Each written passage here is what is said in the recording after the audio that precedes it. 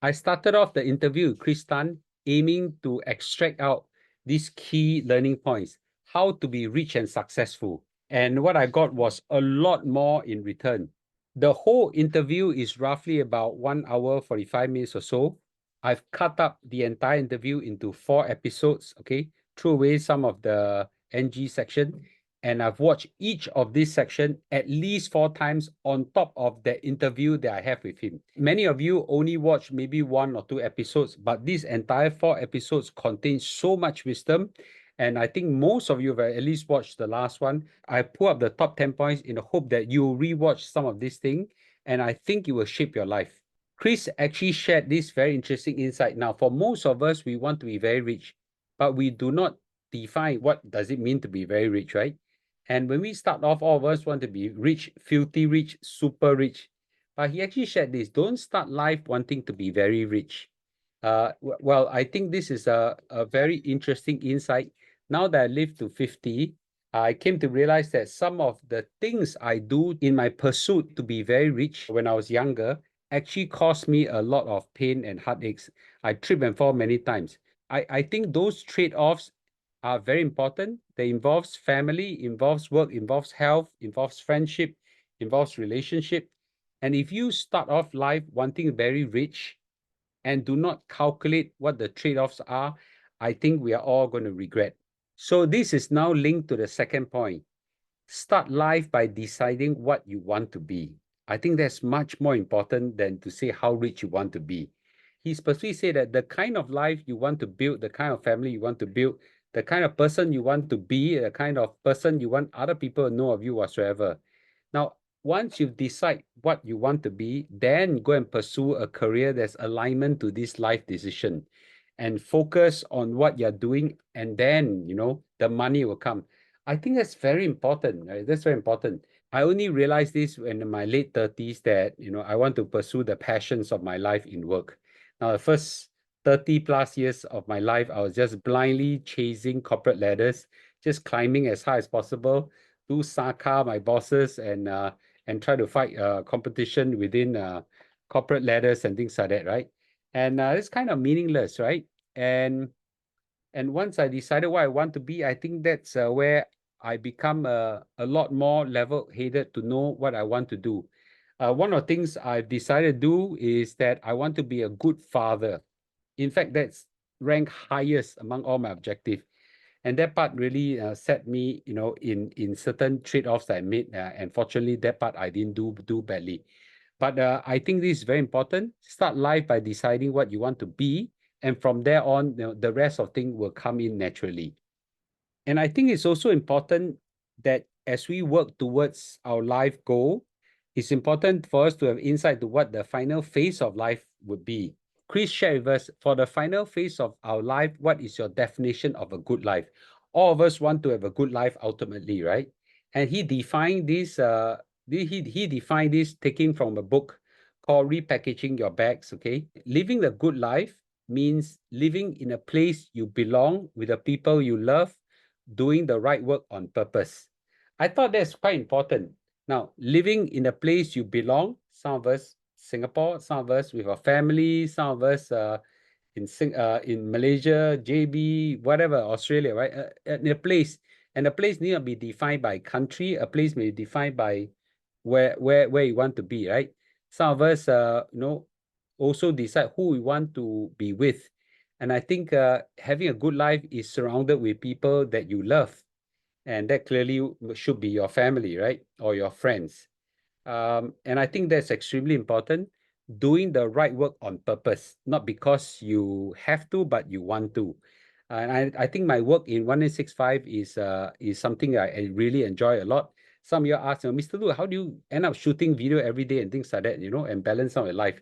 I hope by now you all realize that I do have a very busy business life outside. But I think I really enjoy this part of it, so I actually passionately doing it.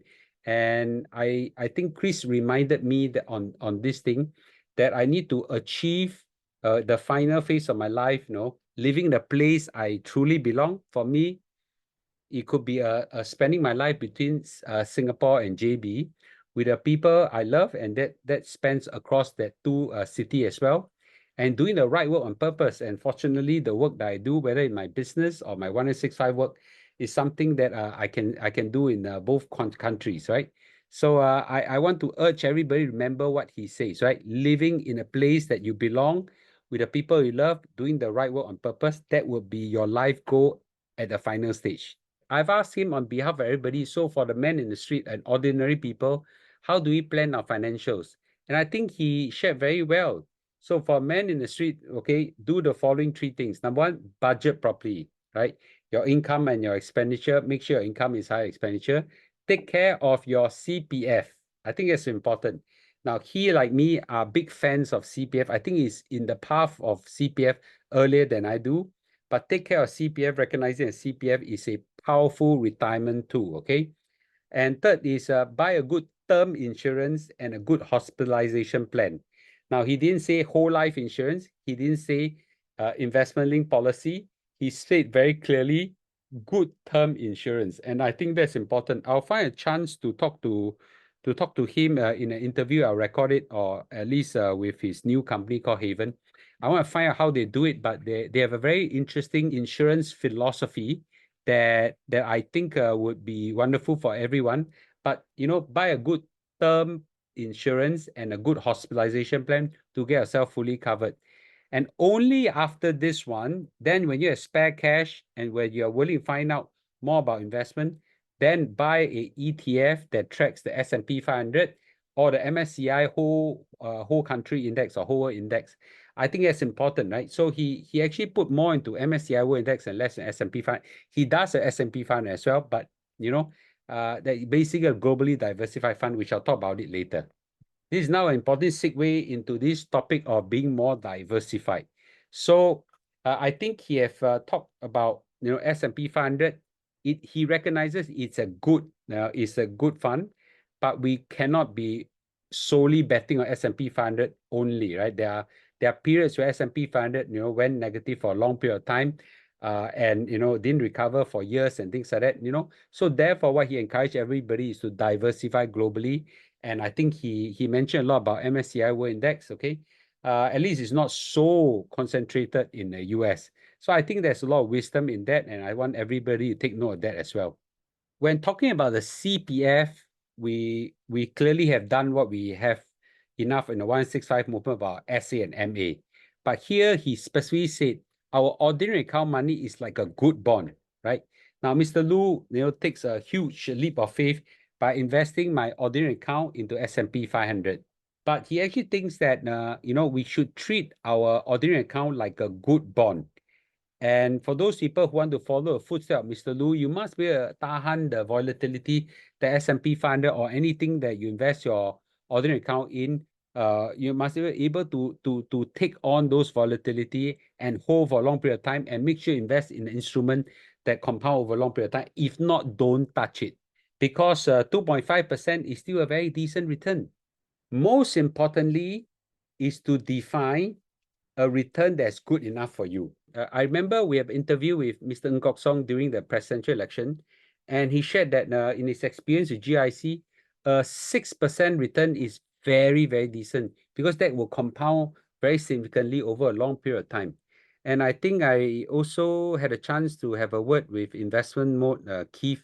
I remember Keith from Investment Note, either he shared it in a TV interview before, having a 6%, 5% return or something like that, is also very decent, right? We do not need to be as aggressive as what Mr. Lu is gunning for in his NASDAQ, in the S&P 500, because those higher returns comes with a lot of volatility that not everybody can stomach. And to be frank, sometimes I also don't feel like stomaching those volatility as well.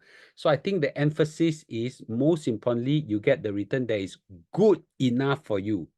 5, 6, 7% is very, very decent. S&P 500 gives you a 8 to 12% return. Yes, in exchange, you stomach huge volatility that now I hope by now a lot of you realize that you can't take it. And not to talk about the NASDAQ, which, over just the last 3 months have went up, up and down by even more significant. So not necessarily we just look at high returns. We need to just look at returns as good enough for you. That's a very interesting insight from Chris. Now, we talked briefly about DCA, but more importantly, he actually shared this, buy as the market dips. Buy as the market dips, right? Now, he did not say buy as the market crash, like what Mr. Lu said. And he has a different insight to that. He said if it drops 10% from a peak, sorry, he said that if you drop 10% from the peak, put in the bid. When if you drop another 10%, put a bit more. Drop another 10%, put a bit more. And I thought this is something quite interesting when he highlight the reason. The main purpose is a psychological cushion. When you put a bit like that, it gives you more courage to stay invested for a long period of time. Not because you want to crash buy, by Mr. Lu. Of course, there are very few people who has a stomach to crash buy like I do, okay? But what he shared is absolutely something that makes sense, right? Yeah, and I think this will provide a very good psychological cushion for us so that we can stomach a very long path to compounding. This one wisdom, when he shared, okay, in his life experience, shocked the world and shocked me. He sold his condo that he's lived inside for 10 years and one car and did what he called a major decluttering. And he redeployed his cash largely to build memories. Now, what do you mean with that? He specifically said that, he wanted to bring his family out for a very memory building holiday, not to be worried about spending money. And I think that's important, right? He knows what he wants.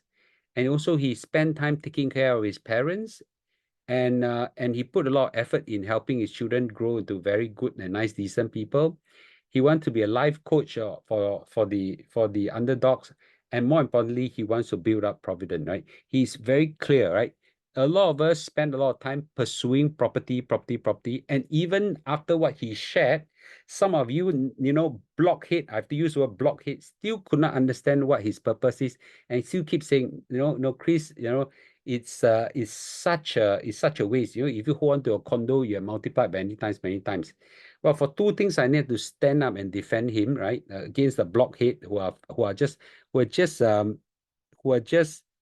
property fanatic. Okay, number one, because he sold his condo, okay, he's able to free up cash, okay, to really deploy into Provident. Provident today is a $40 million valuation and above, right? And above. I don't think any property that his condo will ever go up to that amount, okay? But more importantly is that, he's free up his life, to pursue the passions of his life, to build memories and all this. These are what we call priceless, right? Priceless. I don't think it's fair to judge him by what his condo can become, but I think we need to give him applause that he has a leap of courage, to pursue a decluttering, which most Singaporean will not have the courage to do so. And the last thing that he shared that is very important were the advice he gave his children, and I hope that all us parents will do the same for our children. I think it's the one thing that struck me, and I listened to this at least 10 times. He actually shared this. Unfortunately, the world judges us based on what we have or what we don't have. And that's important, right? If you want to be a person of influence, right, for the good of society, for the good of mankind, to change the world, you unfortunately need to have a position where you have to have so that people will listen to you. But what is important is after you've gotten everything that you need, do not judge others based on what they have or what they do not have. Okay, I think that's very important. Where in the world, if we want to be agents of influence and change, we have to establish certain positions so that people listen to us. But once we are there, do not apply the same rule of how the world judges onto other people. I think that's important. And the last point is don't let the world judge you based on what you have or don't have, because that's not your identity, right? And his identity is in Christ because he's Christian. And I thought this was very meaningful. When I hear this, I listen to it again and again and again, and I ask myself, yeah, whether I actually truly live by this rule or not, and I think I fall short of this tremendously, and I certainly didn't impart this very important rule to my children, which is not too late. I'm gonna do that. So after listening to his 4 episodes, especially the last one, which has tremendous traction, a lot of heartwarming comments were given. I would like to thank you on his behalf. Also, I thank you from the bottom of my heart for those very warm, kind words of affirmation. I've actually, screen captured some of this to send him, and I also asked him to read some of the comments. So trust me, he read it, and he's very active in our 1965 community Telegram group. Whatever you write, he does read and reply quite a lot of them. So do join our Telegram group as well. You have him as an active community expert as well. So these are some of the very kind words, Everybody recognizes that he's a very humble, down-to-earth, responsible person, man of wisdom. And many of you actually said this is the best interview so far in our channel. In fact, they are very, very, in fact, their critics actually said, finally, Mr. Lu, you produce one video worth watching. Basically say all your videos are all junk, right? This one video, you've done it really well. So anyway, I also thank everybody for that, okay? And really a lot of affirmation outpouring for Kristan, and I really want to thank you guys, okay? And there's a lot of respect for him, and everybody realized that that despite being a CEO of a company, he truly stands strong and be an agent of change for every one of us.